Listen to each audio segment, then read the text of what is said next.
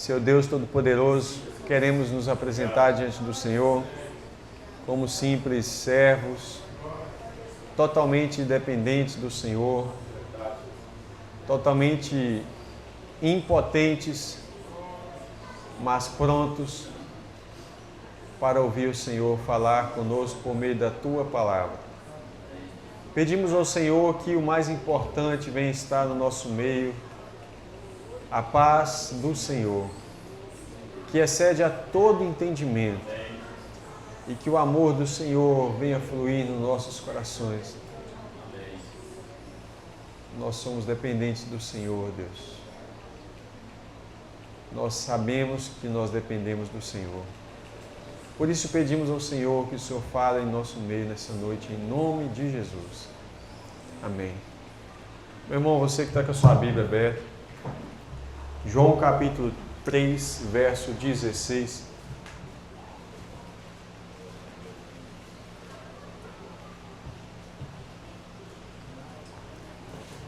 Nós acabamos de cantar um hino que diz que Ele veio para te salvar. Isso é uma mensagem da cruz, uma mensagem que é absurdo para alguns, mas é a nossa salvação. O apóstolo Paulo diz, porque eu não me envergonho do Evangelho de Cristo. A fé em Deus é algo muito precioso. E a Bíblia diz, guarda bem o que tens. Nós precisamos guardar a fé que nós recebemos por meio de Cristo. João capítulo 3, verso 16 é o mais importante, é o maior verso de toda a Bíblia, porque ele resume todo o plano de salvação. Vamos ler juntos? Porque Deus amou o mundo de tal maneira que deu seu Filho unigênito, para que todo aquele que nele crê não pereça, mas tenha a vida eterna. Pode se sentar com a sua Bíblia aberta. Esse verso é o maior verso da Escritura porque ele resume todo o processo. Ele responde uma pergunta importante. Por que eu ainda devo olhar para o futuro da minha vida com esperança? Talvez você chegou aqui hoje e a sua vida está numa situação tão difícil que você pode pensar assim, por que vale a pena eu continuar? E esse verso, ele começa com a maior pergunta que alguém pode fazer. Por quê? Samuel, meu filho pequeno, está com 4 anos de idade, ele começa a fazer perguntas. Tudo é, pai, por que isso? Por que aquilo? Por quê? E a resposta é sempre, por que isso? Por que devemos fazer isso? Por que isso? O porquê é, ao mesmo tempo, a maior pergunta e a maior resposta que nós podemos obter. E aí a Bíblia diz, porque Deus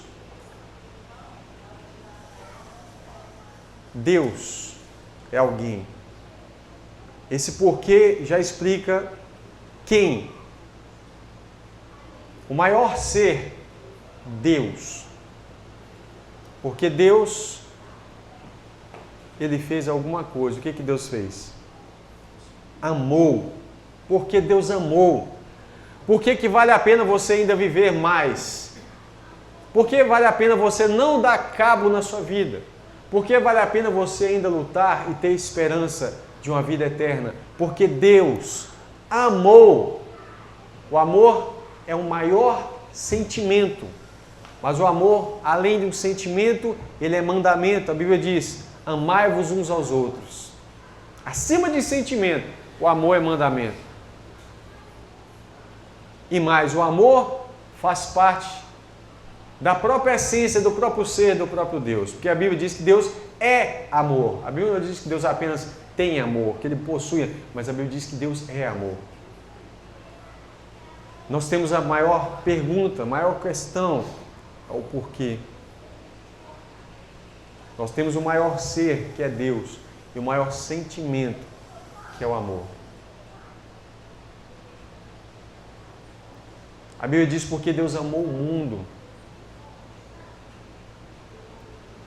Se você parar para pensar, o mundo seria o maior grupo possível de você alcançar. Deus não amou apenas uma pessoa, mas Ele amou o mundo por completo, sem exceção, sem fazer acepção de pessoas. Deus amou a todos. Deus amou o mundo. Tudo aquilo que Ele criou, que passou pela queda no pecado, que sofreu a degradação, Deus amou. E Ele deseja restaurar a comunhão que foi perdida lá no Éden. Deus amou o mundo. Por quê? Porque Deus amou o mundo. A Bíblia não diz que o Senhor enviou Jesus para morrer pelos anjos. Não. Mas a Bíblia diz que o Senhor enviou Jesus para morrer por nós. O que nós temos que os anjos não tinham? O que será? O que será que Deus olhou e falou assim, não, eu vou fazer algo para restaurar aquilo que foi quebrado? Quando o Senhor fez o homem, a Bíblia diz que Ele fez a sua imagem, a sua semelhança. Ele vai restaurar tudo isso, porque a imagem dele não vai ficar manchada. Não vai ser manchada. É a imagem do próprio Deus que Ele resgata na pessoa do seu Filho. Porque Deus amou o mundo de tal maneira, essa tal maneira seria a dificuldade de poder expressar a forma como que Deus amou o mundo. Ele poderia falar assim, porque Deus amou o mundo de uma forma muito grande, muito ampla. Não, mas ele fala, Deus amou o mundo de tal maneira. Foi de uma maneira tão inexplicável que Ele coloca de tal forma que Ele toma uma atitude. Porque quem ama, age. Da mesma forma que a Bíblia diz que a fé sem obras é morta, o amor também é. Dizer que ama, filhinhos, amai-vos, não em palavras, mas em obra e em verdade. Quando a Bíblia diz que Deus amou o mundo, a Bíblia diz também que Ele toma uma atitude em relação a esse amor. Porque Deus amou o mundo de tal maneira, essa tal maneira é a maior inexplicabilidade, eu não sei nem como falar isso aqui.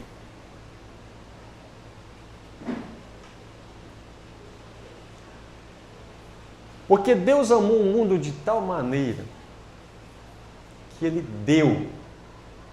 Dar é a maior atitude que nós podemos fazer. E Deus fez isso. Deus deu. Entenda, irmãos? Não há nada que nós podemos falar que a gente está fazendo que aquilo ali é demais para Deus, porque Ele deu. Isso é graça. Nós merecíamos apenas o castigo, mas a graça, ela nos oferece o resgate. Ele deu. Mas o que Ele deu? Porque Deus amou o mundo de tal maneira que Ele deu o seu Filho. Quando a Bíblia diz que Deus deu o seu Filho, está falando do maior grau de intimidade. Ele está passando a relação de pai para filho. É dele mesmo. Tanto que a Bíblia vai dizer em Atos que Deus resgatou o mundo com o seu próprio sangue. Porque o sangue do meu filho é meu sangue. Porque Deus amou o mundo de tal maneira que deu o seu Filho unigênito. A maior raridade é o Filho único, é só aquele.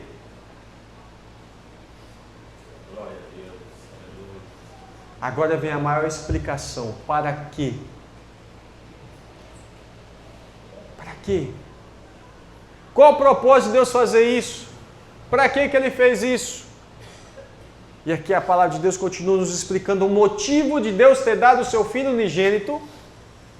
E Ele fala para que todo a maior abrangência, todo mundo.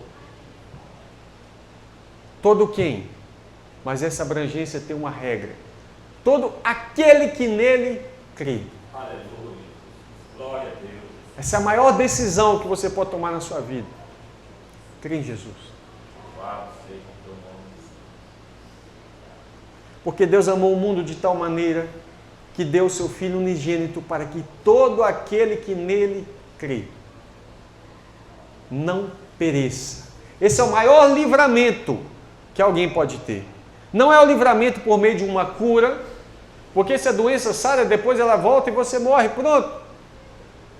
Não é um livramento de um acidente, não é livramento das coisas passageiras, tudo isso vai passar. Um dia estaremos numa cama, num leito no hospital, ou estaremos num caixão, não importa, mas vai chegar um momento em que tudo que nós fizemos não vai contar absolutamente nada, a não ser aquilo que nós temos para apresentar a Deus para a eternidade. Não importa aquilo que nós adquirimos, seja de dinheiro, seja de amigos, seja de conhecimento, qual seja aquilo que nós acumulamos. O que vai contar é quando o Senhor falar assim: mostra as tuas mãos, o que tem nas tuas mãos. Obras boas ou más. As boas sempre são praticadas pela fé. As más são sempre praticadas pela carne. Porque Deus amou o mundo de tal maneira que deu o seu Filho unigênito para que todo aquele que nele crê não pereça, mas tenha. Ter. É uma convicção. A maior posse você vai ter. Você tem pela fé. A vida eterna. Essa é a maior esperança que Deus nos dá. A bendita esperança, a vida eterna. Esse verso ele fala profundamente porque quando a Bíblia diz: porque Deus amou o mundo de tal maneira que deu o seu Filho unigênito para que todo aquele que nele crê não pereça, mas tenha a vida eterna. Ele está dizendo todo o plano de salvação para nós. É tão simples, mas é tão profundo. É tão simples, mas tão precioso, mas tão preciso, que se nós entendermos que basta tomar uma atitude de fé e andar com Cristo, e a fé, ela é algo muito precioso. A nossa fé, precisamos cuidar dela porque ela pode ser corrompida, ela pode ser abalada pelas circunstâncias, por homens. Ela pode ser abalada por dificuldades. Por isso a Bíblia fala que nós precisamos guardar a nossa fé. O apóstolo Paulo, preocupado com a situação da igreja em Corinto, na segunda carta aos Coríntios, capítulo 11,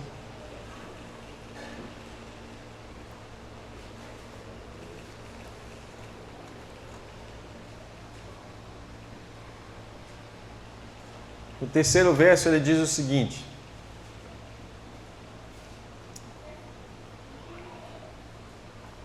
eu vou ler o verso 2, 2 Coríntios 2.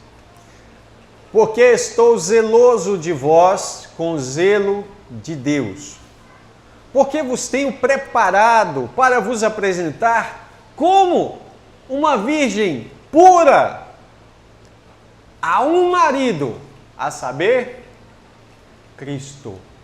Como é que se prepara uma virgem pura? Afastando ela das relações sexuais ilícitas até o casamento. Eu tenho, diz Paulo, preparado vocês, igreja, como uma virgem pura para um marido, a saber, Cristo. Não contaminada com as coisas do mundo, com o pecado, com os enganos da serpente. Mas ele diz no terceiro verso: mas eu temo. Ele tinha um temor no seu coração. que assim como a serpente enganou a Eva com a sua astúcia, o engano é com astúcia, é com sabedoria, é com inteligência, sagacidade.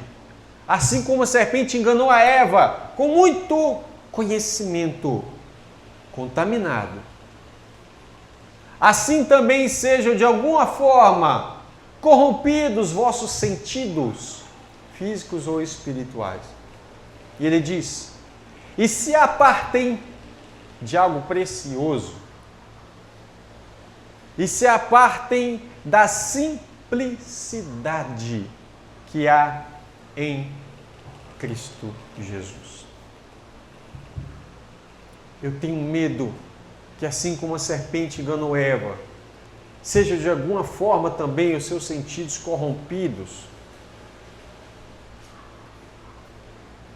e você se aparte da simplicidade do Evangelho de Cristo. Já parou para pensar no tamanho da simplicidade do Evangelho? Jesus começa a anunciar o Evangelho de forma simples, apresentando ao homem o estado real dele, dizendo: arrependei-vos, porque é chegado o reino dos céus. Bastava crer em Jesus, andar com Ele. Jesus andando descalço, talvez, ou com a sandália, a pé, por meio de Nazaré e as redondezas do Mar da Galileia, todas aquelas cidades, começou a pregar: arrependei-vos. Vocês sabem que estão no pecado, mas há uma cura. Jesus apresentava uma solução. Não era acusação, era solução. Glória a Deus, aleluia. Arrependei-vos. A mensagem de arrependimento é a mesma pregada por Pedro. Em Atos capítulo 2, ele fala: arrependei-vos cada um de vós e convertei-vos, e sejam batizados para perdão dos pecados. 3.000 almas se convertem com uma mensagem simples.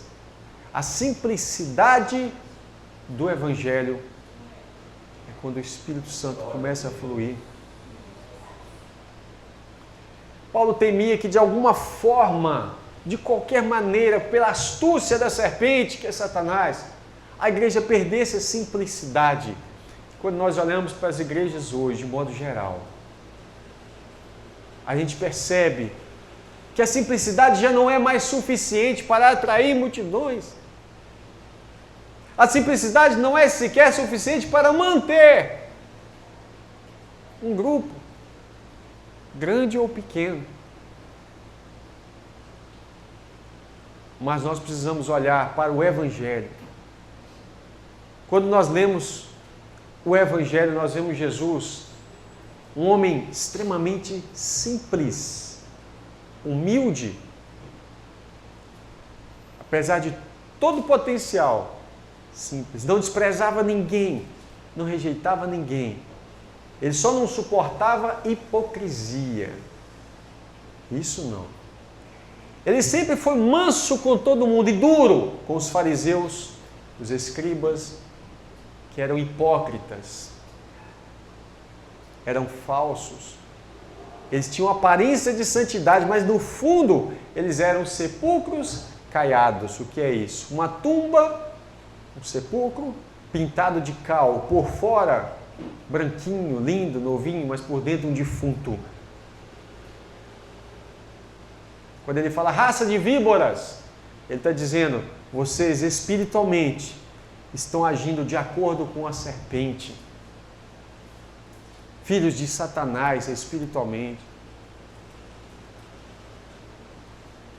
Mas com a multidão, a Bíblia diz por várias vezes que Jesus sentia compaixão daquele povo, porque eram como ovelhas que não têm pastores.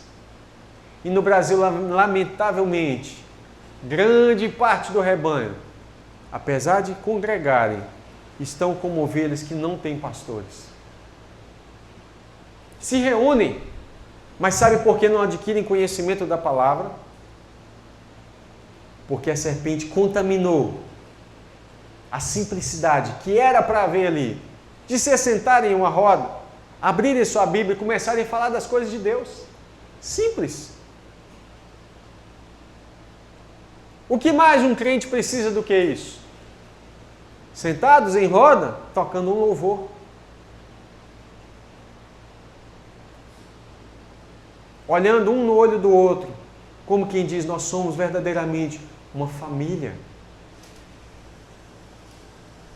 Porque é para isso que o Evangelho nos chamou, para sermos verdadeiramente uma família, com amor verdadeiro e sincero.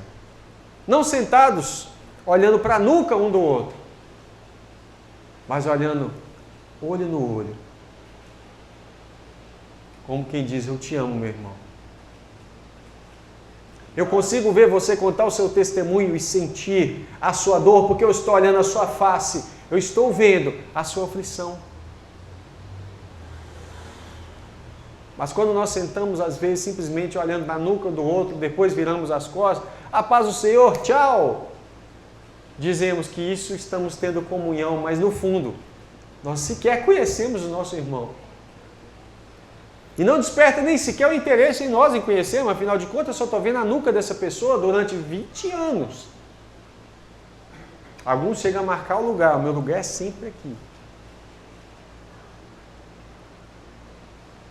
A simplicidade do Evangelho, ela quebra protocolos.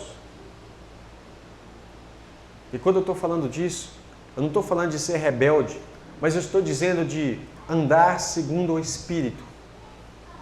O Espírito sopra para onde Ele quer e não para onde nós pensamos que Ele deve soprar.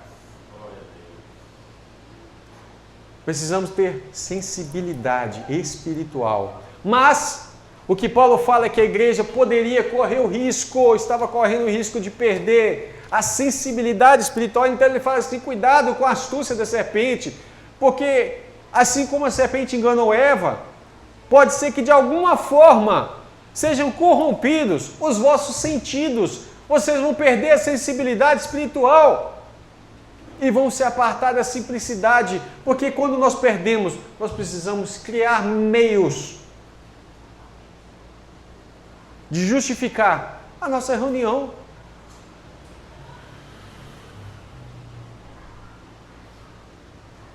A igreja em Atos, ela se reunia não por cobrança, mas por interesse.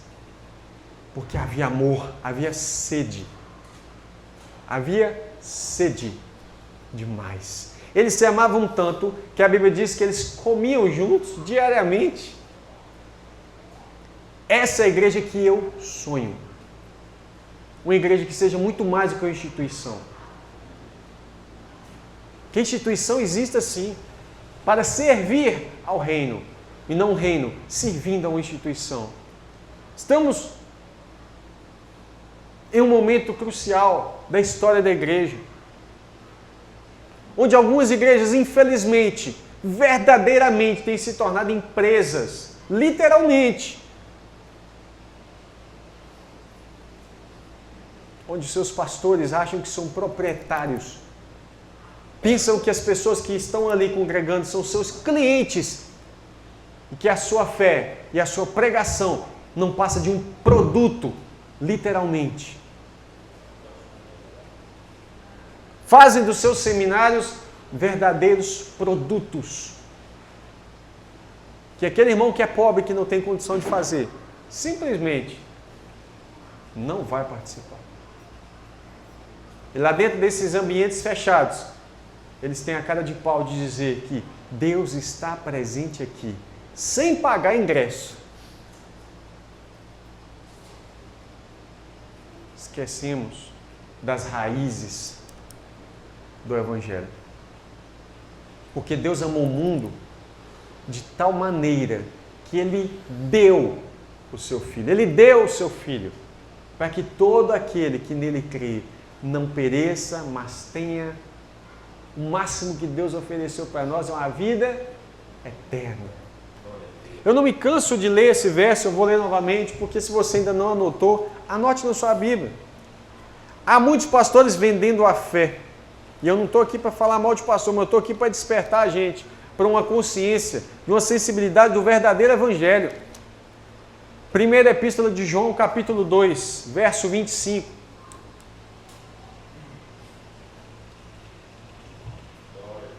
Muitos têm prometido muitas coisas em nome de Jesus, mas a Bíblia diz isso aqui, ó. Primeira Epístola de João, capítulo 2, verso 25. Vamos ler juntos? E esta é a promessa que Ele nos fez, a vida eterna. Glória a Deus. Tá bom para você viver eternamente? Corpo incorruptível. Um corpo incontaminável pelo pecado. Um corpo imortal. Porque o salário do pecado é a morte, mas uma vez que nós não vamos ter mais pecado, não haverá mais morte. Nem pranto, nem dor, nem choro. Não vai haver lágrimas. De tristeza, não.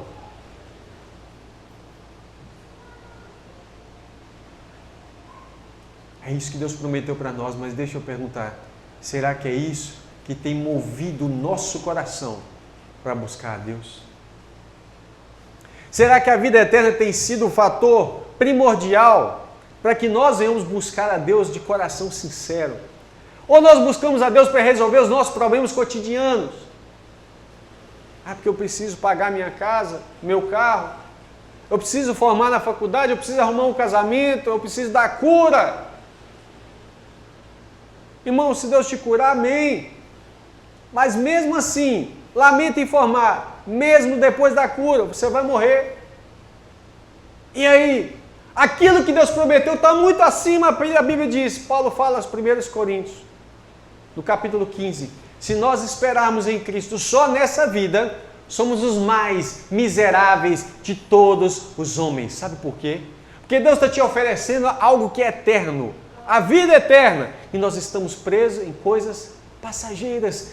É por isso que muitas vezes ficamos fracos, porque nós somos movidos por motivações passageiras, pequenas, e que você pode conseguir trabalhando, se esforçando, porque mesmo as pessoas que estão sem Deus conseguem emprego, conseguem casamentos, conseguem pagar casas, carro e etc. Mas tem uma coisa que eles não conseguem sem Deus, a vida eterna. E a Bíblia diz, porque Deus amou o mundo de tal maneira que Ele deu o seu Filho, para que todo aquele que nele crê não pereça, porque tudo isso é perecível. Não junteis tesouro na terra, Jesus disse. E nós às vezes invertemos e esquecemos do que Jesus falou. Não junteis tesouro na terra, onde a traça vai estragar esse dinheiro, vai roer, vai comer. Os ladrões minam e roubam. Mas ajuntai tesouro no céu. Como você ajunta tesouro no céu? Amando de verdade. Glória a Deus, aleluia. Amando de verdade. Lembra que eu falei que Deus teve uma atitude importante? Ele deu. Às vezes o Espírito Santo toca em nosso coração para a gente fazer uma doação para uma pessoa que está precisando.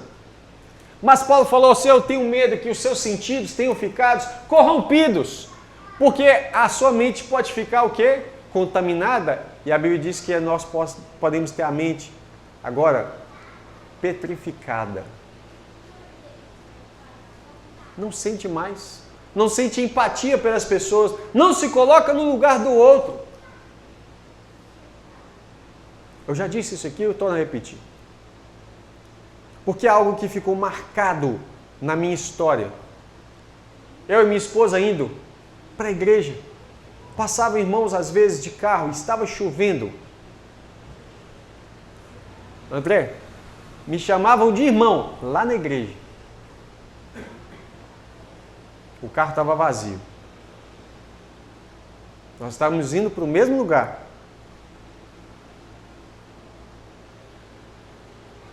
A pessoa sequer oferecia de nos levar. Hoje, irmão, eu não consigo passar perto de um irmão sem oferecer para ele carona. Está entendendo? A experiência que você passa, ela te dá maturidade, ela faz você sentir na pele o que o outro está passando. Algumas pessoas não têm empatia, passam numa poça d'água e jogam e molham o pedestre, sabendo que aquilo vai acontecer. Ele poderia reduzir a velocidade, mas não tem empatia. E aí você olha atrás do carro, tem um adesivo de todo tamanho. Propriedade exclusiva de Jesus. Ô meu irmão, você pega a propriedade de Jesus para fazer o mal ao seu próximo, para molhar. Ah, mas eu nem vi, isso aí acontece. O que é isso? Sentidos estão corrompidos, não tem mais sentimento. Não sente empatia pelo próximo. Deixa eu te falar uma coisa. Não existe amor sem empatia. Não existe amor sem se colocar no lugar do outro, porque a Bíblia diz, amar ao próximo como a ti mesmo. Se eu não consigo me colocar no lugar do outro, eu não consigo amar de verdade. Existe um mandamento que Jesus deixou para nós, que resume tudo. Amai-vos uns aos outros como eu vos amei. Se tem uma prática que a igreja precisa prezar para apresentar diante de Deus de maneira clara e eficiente, não é tocar bem, não é pregar bem, não é tirar suas contribuições, nada disso.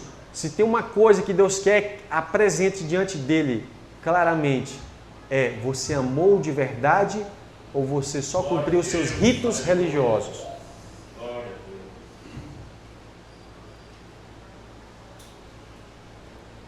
Que nós não venhamos ter os nossos sentidos corrompidos. Porque Deus não teve o sentido dele corrompido. Por que não? Porque Deus amou. Deus amou o mundo de tal maneira.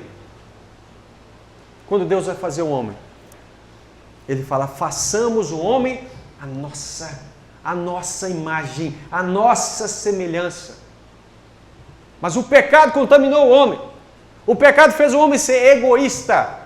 Isso aqui é meu. E Deus fala, não, eu sou o Senhor. Tudo que é seu, na verdade, é meu. Você só administra. E quando eu falar, doa, você doa. E eu não estou falando para doar para a congregação, não. É para o próximo que eu estou dizendo.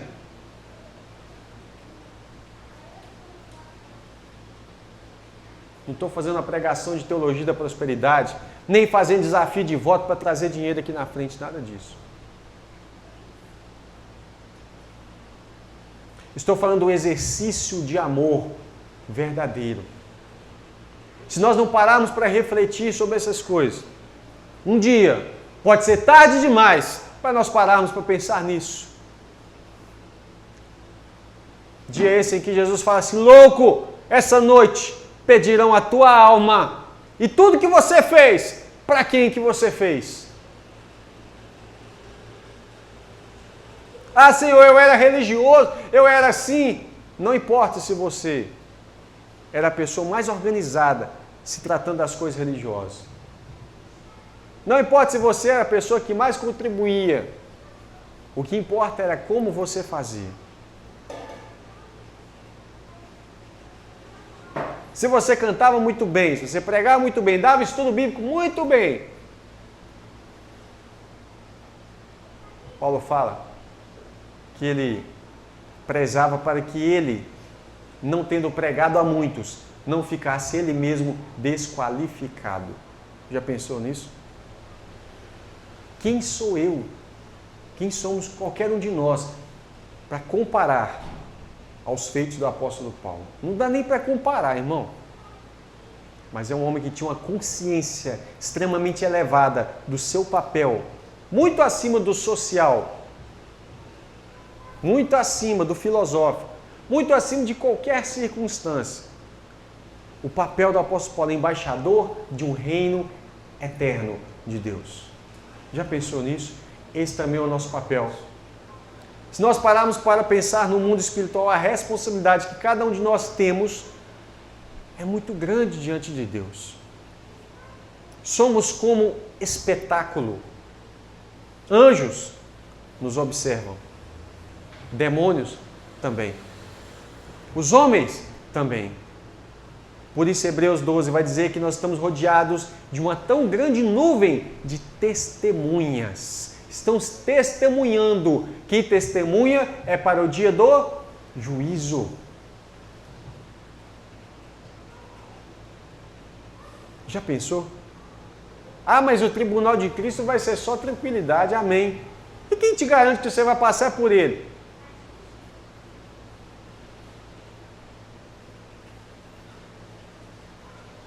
Se nós não refletimos na nossa vida cristã, no nosso comportamento em relação a Deus, em relação ao próximo, entenda uma coisa, Deus escolheu ser amado no próximo. Guarde essa frase. Deus escolheu ser amado no próximo. É através de você que eu consigo expressar o meu amor que eu tenho ao Senhor. Quando eu vejo meu irmão passando necessidade, eu finjo que está acontecendo. E eu não estou falando só de necessidade financeira, não. Mas é também. Às vezes eu vejo meu irmão carente, precisando conversar. Vou lá não, porque vai ficar falando na minha cabeça. Quantas vezes eu já ouvi isso, irmão? Nós não conseguimos ofertar um pouco do nosso ouvido, nosso tempo. Você sabe por que Jesus fala dos órfãos e viúvas? Por causa da necessidade que eles têm. Mas não é financeira só não. Na época era assim, principalmente financeira. O órfão precisa de pai, Deus é pai. O viúva precisava de um marido, Deus é marido. E como se Deus se manifesta no mundo? Por meio do corpo de Cristo, segundo a necessidade de cada um. Que nós sejamos mais amorosos, com sinceridade. Por quê? Porque Deus amou o mundo de tal maneira que Ele deu seu Filho unigênito, único, para que todo aquele que nele crê. E crer em Jesus não é apenas falar eu acredito em Jesus, porque assim todo mundo acredita. Jesus fala, aquele que me ama, guarda os meus mandamentos. E qual é o mandamento principal dele? Ame o próximo como a ti mesmo. Ame uns aos outros assim como eu vos amei. Essa é a mensagem simples, pura e verdadeira do Evangelho. Eu sei que ela é difícil de engolir nos dias atuais, mas ela é necessária. É só essa mensagem que liberta. É só essa mensagem que é eficiente para que os cristãos possam ser cheios plenamente do Espírito Santo. Para que o corpo sobressaia sobre a instituição. Para que o organismo seja funcional e não apenas amarrado dentro de circunstâncias, dentro de quatro paredes, dentro de uma organização que pode muitas vezes sufocar a sensibilidade espiritual da igreja. Que Deus abençoe os irmãos. Eu espero que os irmãos tenham compreendido. Porque o meu sonho real é que a igreja seja muito mais corpo. Que ela tenha prazer, sinceramente, de estar comendo junto, não só por causa da comida gostosa, mas pelo prazer da presença de cada um de nós, uns com os outros. Que ela cultive isso, de preferência, diariamente. Porque assim nós podemos falar, irmãos, não pegar na mão na hora de ir embora simplesmente, a paz do Senhor e tchau, não me interessa pela sua vida. Porque isso tem demais. Isso não gera comunhão. Mas que nós venhamos ser verdadeiramente apaixonados uns pelos outros. Observando, sentindo a dificuldade de cada um.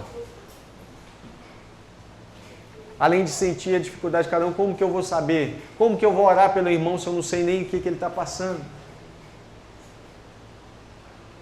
Como que eu vou amar ou suportar a fraqueza de um irmão se eu não sei a trajetória que ele passou? Às vezes algumas pessoas têm uma vida tão complexa que dá a impressão que você precisa ficar longe dela.